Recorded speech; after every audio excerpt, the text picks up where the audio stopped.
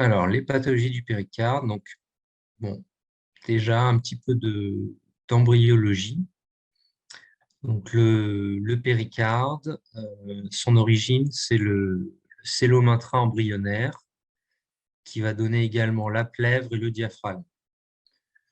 Donc, c'est une séreuse, vous le savez tous, avec un feuillet viscéral, un feuillet pariétal, et chez l'enfant, très peu de liquide, un petit peu de liquide quand même pour le bon fonctionnement et la bonne mobilité du cœur dans la séreuse, mais moins de 10 millilitres chez l'enfant. L'enveloppe est rigide, permet un maintien du cœur, ça c'est assez important, et puis va jouer un rôle dans la diastole, dans la relaxation du cœur, et notamment dans les interactions entre les ventricules. Et ça, vous allez voir que quand on a des pathologies du péricarde, on augmente les interactions entre les ventricules. Donc, les pathologies du péricarde, il y a un petit versant malformatif, mais qui est franchement rare. Et puis, un gros versant pathologie acquise, avec au premier plan les péricardites, qui sont quand même une situation très fréquente du cardiopédiatre. Alors, les agénésies du péricarde, c'est franchement rare. L'incidence rapportée est inférieure à 1 sur 10 000. On a plusieurs formes. On a dans la grande partie, dans la majorité des cas, des agénésies gauche complètes, 70% des cas. Dans 9% des cas, des agénésies bilatérales complètes. Et puis dans 21% des cas, des agénésies partielles, soit gauche partielle, soit droite complète, soit droite partielle.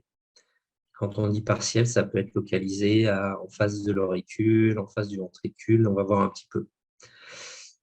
Les étiologies présumées, il y en a qui disent que c'est peut-être l'interruption de l'apport vasculaire au péricarde durant l'embryogénèse et du coup l'absence de développement. C'est très souvent associé à d'autres anomalies cardiaques congénitales, dans 30 à 50% des cas. La plupart du temps, c'est asymptomatique, surtout dans les formes complètes. Vous verrez que dans les formes partielles, elles sont plus souvent symptomatiques. Et c'est volontiers découvert de manière fortuite au moment où le chirurgien aborde le cœur pour corriger la cardiopathie. Il va tomber sur un cœur qui va être sans péricarde, volontiers déformé quand c'est des agénésies partielles. Donc, les formes partielles, en fait, sont à risque plus que les formes complètes parce qu'il y a un risque de strangulation.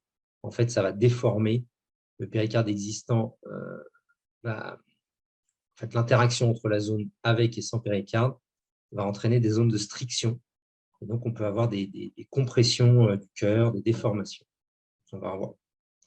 Donc, la génésie bilatérale complète, elle s'intègre souvent dans la pathologie, dans la pentalogie de Cantrell.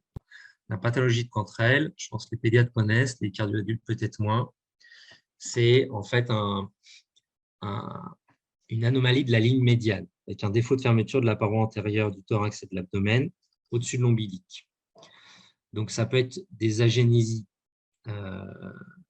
du diaphragme, en fait, notamment de la partie antérieure du diaphragme, l'agénésie du diaphragme, de la partie diaphragmatique du péricarde, l'agénésie du sternum, et puis on a volontiers des anomalies cardiaques associées, soit malformatives CIV-phallo, soit, ce qui est le plus classiquement associé, c'est les diverticules du ventricule gauche. Donc, le pire de la pentalogie de Cantrell, c'est l'ectopia cordis, c'est-à-dire le cœur extrathoracique, comme vous pouvez le voir sur l'image.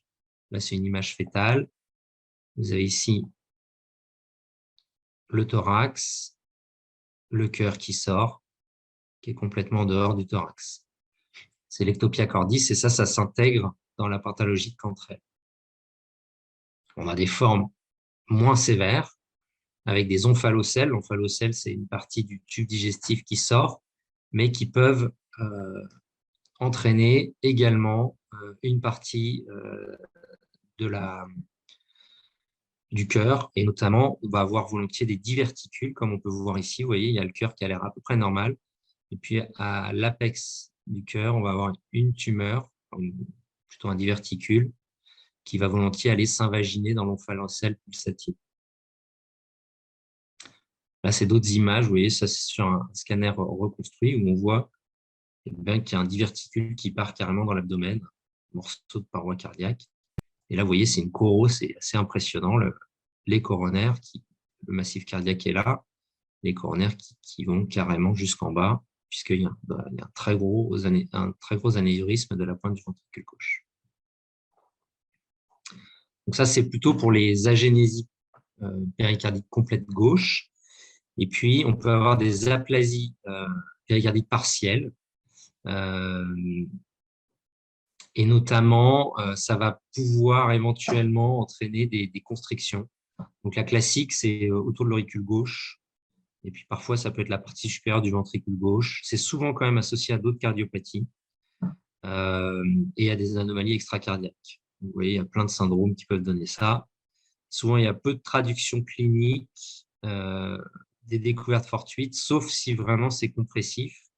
Et ça va donner en imagerie des déformations un petit peu du cœur, avec un cœur qui peut être, par exemple, dévié vers la gauche, ou une rotation de la pointe vers la gauche et l'arrière. Parfois, on peut avoir du poumon qui va se mettre entre les vaisseaux et le cœur. Et puis aussi, parfois, on peut avoir l'arc moyen gauche qui est bombé et qui est pulsatif. Ça, il y a une strangulation. Et en fait, on fait le diagnostic sur l'IRM et le scanner où en fait, on voit qu'il n'y a pas de péricarde. Donc, vous voyez, ça peut donner des déformations. Là, ça donne des silhouettes cardiaques un peu bizarres. Là, parce que ça va donner un espèce de coup de hache, un peu comme dans le phallo. Et en fait, quand le chirurgien il ouvre, il tombe sur vraiment un cœur très déformé par l'absence de péricarde. Vous voyez, là, ici, il n'y a pas de péricarde. Ça, c'est vu en scanner, alors qu'il y en a sur la partie antérieure. Et donc, vous voyez, en écho, là, on peut avoir des déformations qui peuvent être assez impressionnantes. Là, le cœur, il est très, très déformé à cause de l'agénésie partielle. Là encore, c'est une image où on ne voit pas de graisse en IRM péricardique, et donc ça va en faveur de l'agénésie du péricarde. Alors, la prise en charge, l'agénésie complète de tout le péricarde gauche, le pronostic est excellent. Il y a rarement besoin de faire quoi que ce soit. Dans les agénésies plus localisées, eh bien, en fait, quand il y a des strangulations, on peut être amené à ouvrir pour aller. Ce qu'on va faire, c'est qu'on va retirer le péricarde qui est autour de la zone strangulée. En fait, on va le rendre un peu, on va le transformer en agénésie complète pour libérer un peu le cœur. Alors, les péricardites. Donc là, je ne parlerai pas plus de la forme, de l'aspect malformatif des anomalies du péricarde, qui sont quand même extrêmement rares. En revanche, les péricardites acquises sont une situation très fréquente, donc qu'il faut bien connaître, qui sont liées donc à l'inflammation des feuillets, qui sont responsables d'un frottement, parfois d'un épanchement péricardique, et puis éventuellement, s'il y a beaucoup de liquide, une compression cardiaque, on appelle la tamponade, qui résulte en fait de la compression des cavités cardiaques, et ce qui va entraîner une baisse du débit cardiaque. Le risque de tamponade, en fait, il faut retenir qu'il ne dépend pas tant de l'importance du volume d'épanchement que de sa rapidité d'installation. Vous verrez que quand on a un épanchement péricardique chronique, il peut être de grande abondance et ne pas entraîner de symptomatologie cardiaque. Donc, tomber sur un épanchement important ne signifie pas forcément que le patient est en pré-tamponade, voire pas toujours, comme par exemple les patients anorexiques peuvent avoir des épanchements de grande abondance qui se sont installés très progressivement et qui sont très bien tolérés.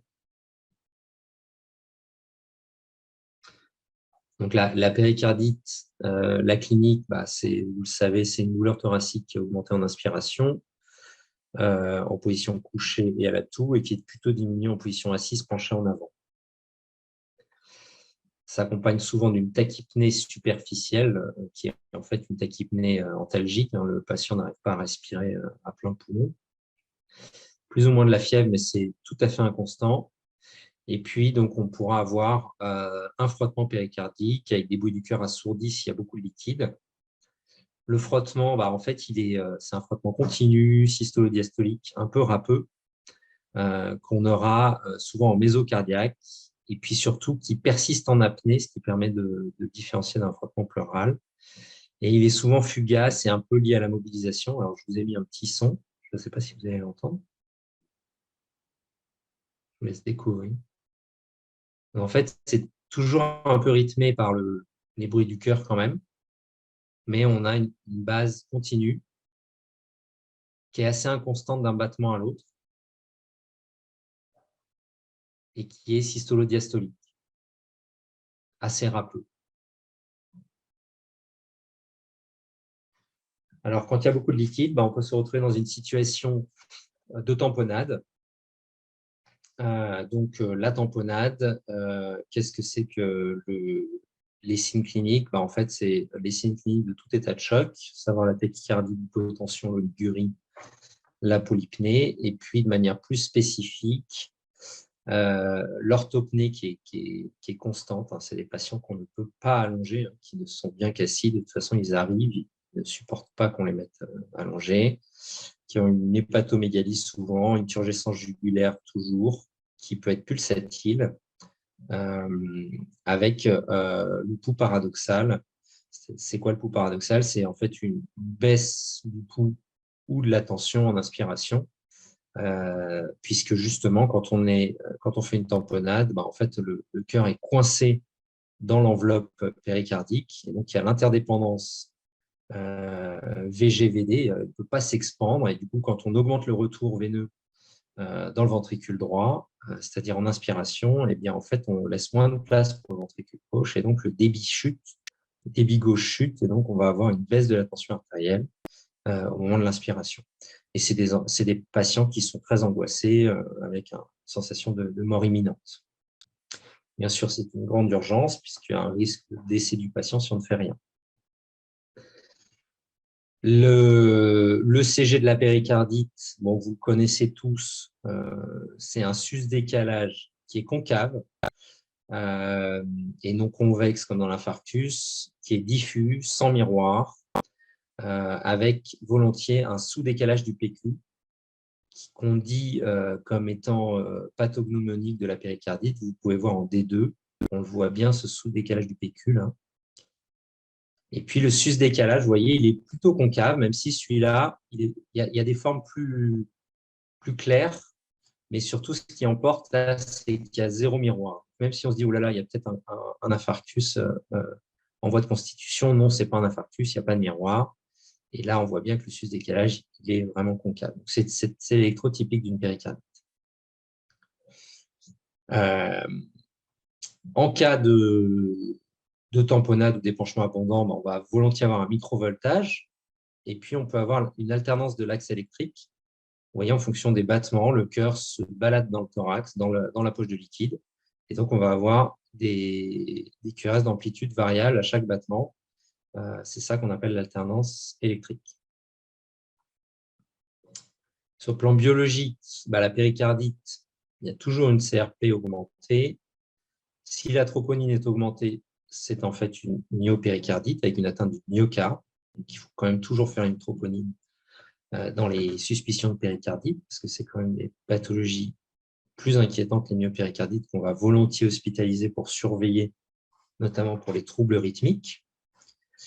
On peut avoir éventuellement des hyperleucocytoses, et puis si on a une suspicion de cause bactérienne, eh bien, on fera des prélèvements. En revanche, la recherche de virus ne se fera pas de manière systématique sur une péricardite simple. La radio, eh bien, on aura une radio normale si la péricardite est sèche ou s'il y a peu de liquide, et puis on peut avoir éventuellement une cardiomégalie s'il y a un épanchement abondant, et parfois on a des épanchements pleuraux associés. Vous voyez ici, il y a des épanchements pleuraux associés et puis une augmentation de l'index cardiothoracique. Là, c'est l'exemple d'un enfant de 1 an qui vient d'être opéré d'une CIV périmembraneuse et qui vient pour polypnée et qui en fait a un épanchement péricardique. Donc, l'échographie, bien sûr, c'est ce qui va nous permettre d'aller chercher l'épanchement. Si on est sur une péricardite virale, parfois c'est normal.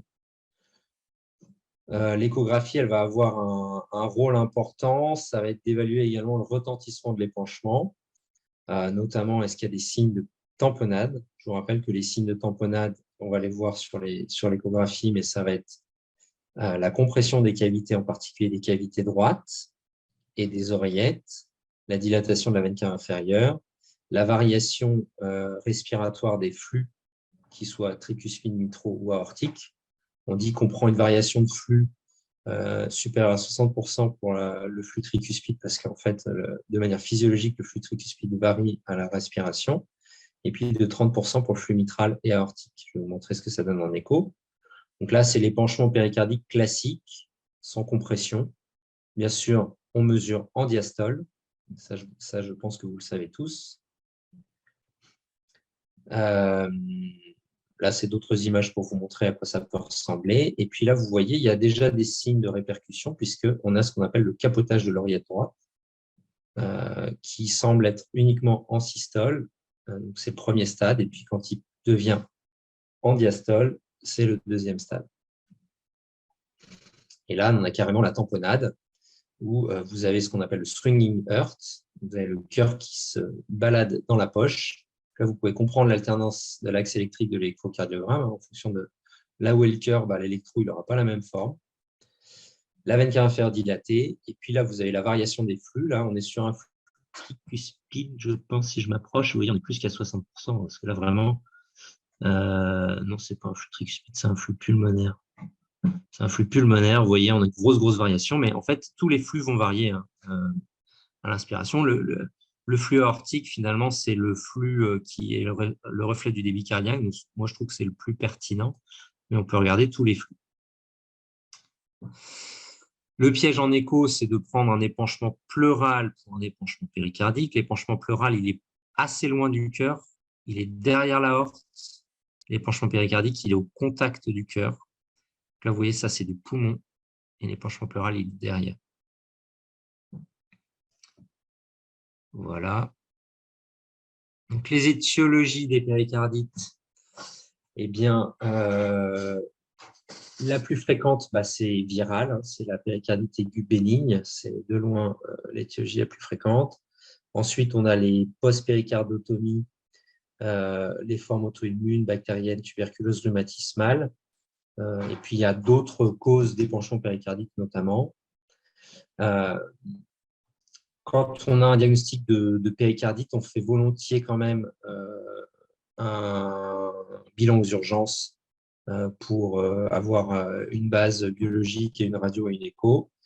Ensuite, si c'est des formes bénignes, on n'est pas obligé toujours de les hospitaliser s'ils ne sont pas hyperalgiques. Les péricardites virales, les virus en cause, en fait, il y a plein de virus, des virus classiques, comme l'entérovirus, l'adénovirus, le BV, etc. Puis des virus un peu plus rares, comme le HIV, par exemple, ou les hépatites. On peut avoir volontiers des atteintes myocardiques, donc c'est pour ça qu'on fait un dosage de troponine. Souvent, c'est dans les suites d'une virose banale, et elles sont souvent sèches. Parfois, il y a une pleurésie associée, mais on n'a pas toujours un épanchement et on n'a pas toujours un frottement facilement audible. En théorie, ça guérit en quelques semaines, mais il y a un risque de rechute. En pratique, on ne va pas forcément aller rechercher ces virus dans les péricardites virales habituelles. Si on n'est pas sur un terrain, par exemple, immunodéprimé, on ne va pas chercher le virus parce qu'on s'attend à ce que ce soit un virus classique, style un entérovirus. Les péricardites bactériennes, c'est beaucoup plus rare, c'est très grave. Souvent, c'est purulent, donc ça va guérir sous antibio plus drainage. On peut pas se passer d'aller nettoyer. Et il y a un risque que le péricarde devienne épais suite à ces péricardites et que ça évolue vers ce qu'on appelle une constriction péricardique, c'est-à-dire un épaississement du péricarde qui va être responsable d'insuffisance cardiaque, qui peut être parfois sévère. Légèrement en cause, c'est le staph doré, les streptocoques, les pneumocoques, les méningocoques, l'hémophilus, entre autres. Ce qu'on peut voir aussi, c'est des péricardites réactionnelles à une infection bactérienne pulmonaire.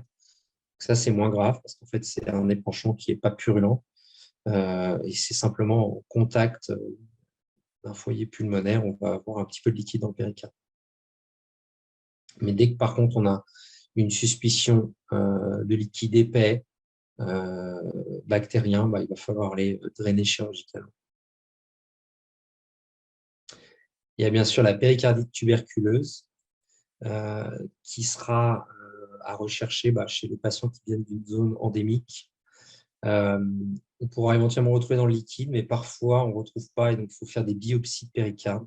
Souvent, c'est assez adhérent et c'est assez épais, donc on est obligé d'aller drainer et bien laver et on en profite pour faire des biopsies parce que ça évolue volontiers vers la constriction, donc il faut un traitement efficace et il ne faut pas passer à côté. Et puis, il y a les péricardites rhumatismales qui sont un peu comme les péricardites auto-immunes, très sensibles aux corticoïdes. Et donc, il existe l'épanchement péricardique post-opératoire. Donc, en fait, il y a quand même une part inflammatoire qui est quand même un peu de l'ordre auto-immune. Pas toujours, mais souvent. Et donc, on a tendance à les mettre sous anti-inflammatoires et pas simplement diurétiques.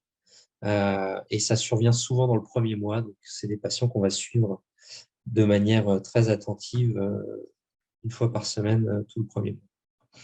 Et puis, parfois, on est obligé d'aller les redrainer.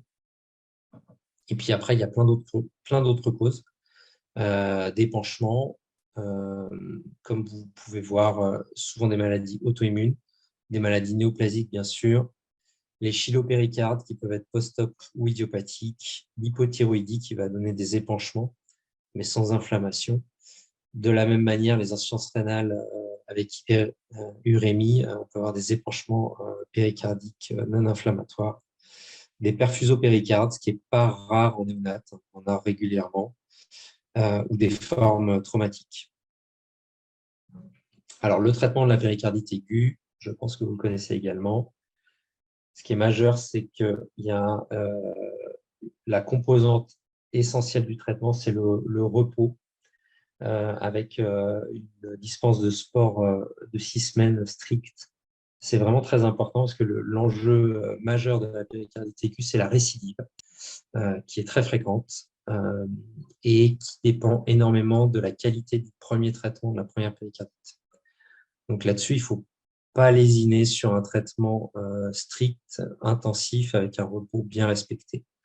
Ensuite, on va les traiter par anti-inflammatoires, soit de l'ibuprofène, soit de l'aspirine, ça dépend un peu des équipes, à dose pleine pendant 10 jours à dose complète. Et seulement après, on va faire une décroissance qui doit être une décroissance lente sur 3 à 4 semaines. On insiste vraiment sur le côté décroissance progressive parce que c'est quand on fait des décroissances trop rapides qu'on a des récidives fréquentes. Et on y associera la colchicine avec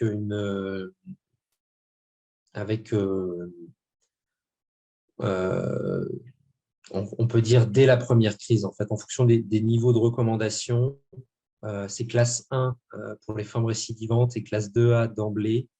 Mais en pratique, à peu près toutes les équipes sont d'accord pour dire que dès la première crise de péricardite, vu les enjeux des récurrences et des récidives ultérieures, s'il n'y a pas de contre-indication et que c'est bien toléré, on a tendance à les mettre sous colchicine. Ça, c'est depuis, entre autres, une grosse étude de 2013 par une étude italienne qui a montré que dès la première crise, la colchicine faisait, en association aux anti-inflammatoires, faisait mieux que les anti-inflammatoires seuls sur les récidives, ou soit récidives, soit reprises de la même péricardite, sur la persistance des symptômes et sur la rémission à une semaine. Et la colchicine, on va avoir tendance à la laisser 3 mois. Donc ça, je vous l'ai dit. Donc, les contre-indications de la colchicine, c'est les pathologies hépatiques, l'insuffisance rénale, les pathologies musculaires avec des CPK augmentés, et les pathologies de l'hémostase. Et les effets secondaires fréquents, c'est la diarrhée. C'est pour ça qu'on n'hésite pas à les mettre sous Colchimax pour éviter qu'ils aient la diarrhée. Et la dose, c'est 0,5 mg pour les moins de 5 ans et 0,5 x 2 après 5 ans. Donc, vous voyez, ça, c'est les lignes de traitement. Donc, première ligne, ça va être repos, INS, colchicine. Deuxième ligne, en fonction des littératures, c'est soit ajout de corticoïdes, soit d'emblée, et de plus en plus, on ira dès la deuxième ligne assez facilement vers l'anakinra, parce que c'est en fait assez bien toléré. Et le problème des corticoïdes, c'est que ça marche très très bien, mais il y a une corticodépendance qui est assez fréquente. Donc, si on est obligé de mettre des corticoïdes, souvent on met des petites doses et on fait une décroissance hyper lente, parce que sinon, en fait, on a des rechutes de péricardite. Et puis, en dernier recours, quand on n'a plus le choix, eh bien, on est obligé d'aller faire la péricardectomie pour retirer le péricarde dans les formes vraiment où les patients sont en péricardite en permanence. Juste un mot sur la ponction péricardique. Donc, ça se fait soit écho-guidé, soit sous fluoroscopie. C'est une ponction sous-xiphoïdienne dirigée vers l'épaule gauche à 30 degrés. On fait des aspirations successives. On s'aide avec un guide, un contrôle scopique, et puis on laisse un drain en place. C'est rare qu'on fasse juste une ponction, souvent c'est une ponction drainage. Et les dangers, en fait, c'est juste en face de l'aiguille, il y a le ventricule droit, donc ça peut arriver qu'on fasse des plaies du ventricule droit. Habituellement, quand on fonctionne à l'aiguille, ça se tarit. Ce qu'il faut, c'est pas mettre le drain dans le ventricule droit. Donc, voilà, quand on ponctionne à l'aiguille, on se retire un peu et en théorie, ça se tarit. Mais il y a quand même des histoires où on a ponctionné des coronaires. Les pneumothorax sont assez fréquents. Et puis, si le liquide est épais, on n'a pas d'autre solution que d'aller faire un drainage chirurgical par une incision sous-xiphoïdienne, ce qui va avoir l'avantage de mettre un gros drain quand c'est épais, et puis éventuellement faire une petite biopsie péricarde si on a un doute sur une tuberculose. Donc, la péricardite constrictive, c'est une situation qui est quand même rare chez l'enfant.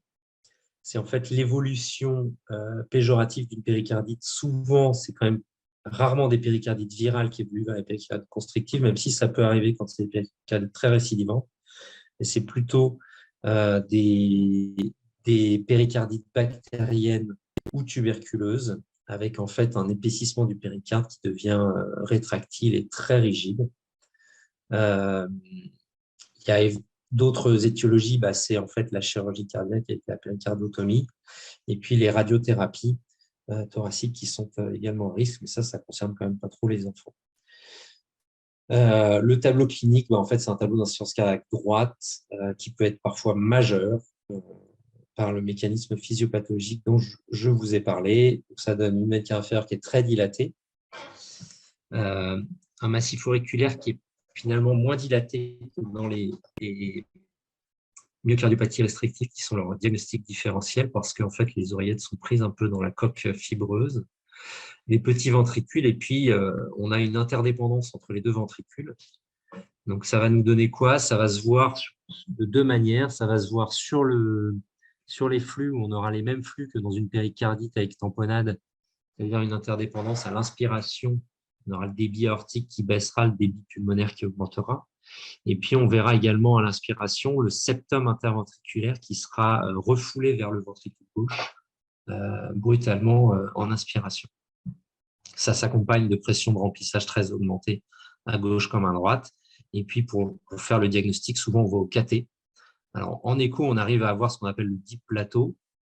C'est en fait l'annulation rapide de l'insuffisance pulmonaire, parce qu'il y a très rapidement, dès le début de la diastole, dès le remplissage du ventricule droit, une augmentation forte des pressions dans le ventricule droit. Du coup, la fuite pulmonaire, elle est très rapidement annulée. Et au KT, on pourra également mettre en évidence ce deep plateau. Je vais vous montrer sur la slide d'après. Et puis en écho, on peut avoir un aspect de péricarde épaissi, mais honnêtement, ce n'est pas du tout un examen fiable pour caractériser l'épaississement du péricarde. Autant le retentissement hémodynamique, c'est un examen qui est fiable, autant pour l'aspect du péricarde, ce n'est pas très fiable. On pourra s'aider du scanner et de l'IRM, qui sont également des examens qui ne sont pas toujours très contributifs et qui, en tout cas, peuvent poser le diagnostic de péricarde épais, mais pas de péricardite constrictive. Ce sera vraiment au KT où on aura cet aspect en racine carrée de deep plateau, c'est-à-dire augmentation très rapide des pressions en diastole dans le ventricule. Voilà, ça se termine. Donc, en conclusion, les pathologies congénitales du péricarde sont des situations qui sont rares, qui sont souvent asymptomatiques. La péricardite virale, à l'inverse, c'est une situation fréquente qu'il faut savoir prendre en charge et qu'il faut prendre en charge de manière très agressive d'emblée, dont le repos est essentiel, avec un risque de récidive qui est vraiment important, c'est 30% de récidive. Et il faut penser à la tamponade post-péricardotomie, ce qui est rare mais grave, et ce qui impose un suivi post-op régulier chez les enfants après chirurgie cardiaque. Dans la plupart des centres, on le fait quand même une fois par semaine pendant un mois. Je vous remercie. Est-ce que vous avez des questions?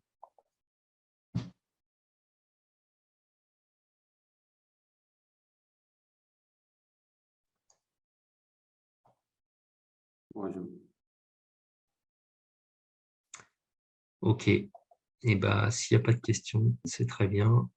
Je vous remercie. Bon courage pour la suite.